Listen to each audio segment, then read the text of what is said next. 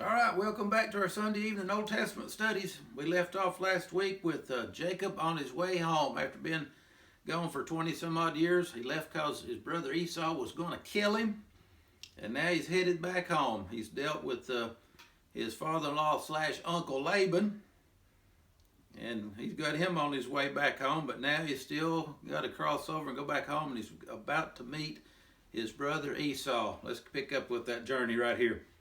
32, Genesis 32. Jacob went on his way, and the angels of God met him. And when Jacob saw them, he said, "This is God's host." And he called the name of that place Mahanaim, two camps, I think it means.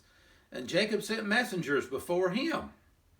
Just like God sends messengers before him, Jacob's sending messengers before him now. To Esau, his brother, to the land of Seir, the country of Edom. And he commanded them, saying, "Thus shall you speak to my lord Esau. Tell him, thy servant Jacob saith thus, I've sojourned with Laban and stayed there until now." If you wonder where I've been, brother, for 20-something years, I've been down with Uncle Laban, and I think Jacob's grown up quite a bit now. He's kind of talking different. He says, "So you tell," he knew Esau's probably still wanting to kill him. So he says, "You tell him this, say, call him my lord Esau, and say, I'm your servant Jacob has come." So he's trying to soften him up some here. "I've been there till now," verse 5, "and I have oxen, asses, flocks, men servants, women servants. I've sent to tell my Lord that I may find grace in thy sight." And that's absolutely true, because the way Jacob had treated his brother Esau, you almost can't blame Esau for wanting to kill him. But and Jacob's grown up enough to figure that out now too, that he probably deserves to kill me. But I hope that he don't give me what I deserve. I hope that I can find grace in his sight. See, if God gave us sinners what we deserve, we wouldn't have a chance. We'd be doomed to hell for all of eternity. But thanks to Christ and God's mercy, that he gives us grace. He don't give us what we deserve. You don't want justice, you want grace from God. Verse 6. "And the messengers returned to Jacob, saying, We came to your brother Esau, and also he comes to meet thee, with 400 men with him." Now, Jacob's worried already, and he says, Esau's coming out to meet you, and he's got an army with him, 400 men with him. Then Jacob was greatly afraid and distressed. I don't blame him. And Jacob, he divided the people that was with him, and the flocks and the herds and the camels, into two bands, two groups, and said, "If Esau come to one company and smites it, then the other company which is left shall escape." He divided everybody up, family and all the flocks and everything, into two groups. And he said, "Here's the plan." Said, we've got a 50-50 chance this way. Said, if he attacks this group while he's killing all them, that other group can get away. We've got a 50-50 chance. And Jacob said, now, Jacob's got to the point now, he's planned, he's done everything as carefully as he can, but he's also grown enough to realize that, boy, I better pray. So Jacob said, "O God of my father Abraham, and God of my father Isaac, the Lord which saith unto me, Return to thy country and to my kindred, and I'll deal well with thee." Jacob tells God then, says, "I'm not worthy of the least of all your mercies, and of all the truth which thou hast showed to your servant. And with my staff I passed over this Jordan." 20 some odd years ago, I passed over this river here, and all I was carrying with me was my walking stick, my staff. "Now I'm become these two big bands, two bands. Deliver me, I pray thee, from the hand of my brother, from the hand of Esau, for I fear him, lest he'll come and smite me, and the mother with the children." And Jacob reminds God now, so he's praying. He said, "And you said, thou saidest, I will surely do thee good, and make thy seed as the sand of the sea, which can't be numbered for multitude." So Jacob prays, and he reminds God what he promised he made him. It's like that song we sang, "I'm standing on the promises of God." That's where Jacob's come to. He says, "I'm praying, Lord," said, "I'm counting on your promises. I'm standing on them promises. You said you'd do me good, and you gave me that covenant that you gave my grandfather Abraham, that you'll make our descendants as the sand of the sea." which can't be numbered for the multitude. Verse 13, and Jacob he lodged there that same night, he camped, and he took of that which came to his hand a present for Esau his brother. He got an idea. He's prayed about it. Now he's got another idea. He says, I'm going to send out some presents to Esau. Maybe I can soften him some before he gets here. And he gave him he gathered up a big present. It was 200 she-goats, 20 he-goats, 200 ewes, 20 rams, 30 milk camels with their colts, 40 cows, 10 bulls, 20 she-asses, and 10 foals. And he delivered them into the hands of his servants, every drove by themselves, and said to his servants, pass over before me and put a space betwixt drove and drove. He's going to send them out in groups or droves, with men driving each one of them.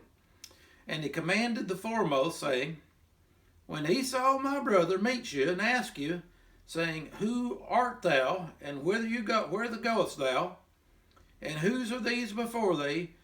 Then you'll say, they be your servant Jacob's. Your servant Jacob's. It's a present sent to my lord Esau. And behold, also he's behind us. So Esau's going out, and Jacob thinks he may be coming angry. He said he's going to meet all this big bunch of stuff coming toward him, the first drove. And he says, I've got my servant instructed to say that this is your present from your brother. He's coming. And that's just the first present. See, verse 19. So commanded he the second and the third, and all that followed the drove, saying, on this manner you'll speak to Esau when you find him, and you say, moreover, behold, thy servant Jacob's behind us, for he said, I will appease him with the present that goes before me, and afterwards I will see his face. In other words, Jacob says this is going to be softening him up, group after group, when he's getting all these presents now. And then he says, perhaps, or peradventure, he will accept of me. Maybe his attitude will change a little bit by the time I get there. So went the present over before him, and himself lodged that night in the company. And he rose up that night, and Jacob he took his 2 wives and his 2 maids, the 2 women servants, and his 11 sons, and he passed over the ford that was called Jabbok. And he took them and sent them over the brook, and he sent over everything he had. And Jacob was on the other side of the river by himself. Jacob was left alone. And there wrestled a man with him. Wonder who that man was. Hold that thought. Till the breaking of the day. And when he saw that he had prevailed not against him, he touched the hollow of his thigh. And the hollow of Jacob's thigh was out of joint. And he wrestled with him. And he said, the man said, let me go, for the day breaks. And Jacob said, I'll not let you go, except thou bless me. And he said unto him, what's your name? And Jacob said, Jacob. And he said, your name will be called no more Jacob, but Israel. See, the man he wrestled with changing his name now. You've been called this, but now you're going to be called Israel. For it has to do with the prince. For as a prince hast thou power with God and with men, and you have prevailed. See, here's a moral for you and I, Christian. If you want power with God, don't turn loose of him. That's the key to this story here. He said, turn me loose. He said, I won't turn you loose till you bless me. You've got power with God. You've got power with men. You prevailed. Verse 29. And Jacob asked him and said, tell me, I pray thee, your name. And the man said, wherefore is it that thou ask after my name? And he blessed him there. And Jacob called the name of the place Peniel, for I have seen God face to face. So you wonder who that man is? We find out in the text. Jacob says, I've seen God face to face. Now we go to the New Testament, John chapter 1, and John says, no man hath seen God at any time. Because as Paul says, God the Father, he's a spirit, or John says that God's a spirit, must be worshipped in spirit and truth. Paul says God is the invisible God.